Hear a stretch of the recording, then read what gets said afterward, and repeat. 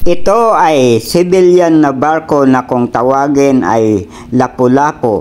Ito ay ginawa at inimbento ng Philippine Coast Guard para panlaban sa mga Chinese Coast Guard na nag-water cannon pag pumupunta at naghahatid ng supply mission sa BRP Sierra Madre.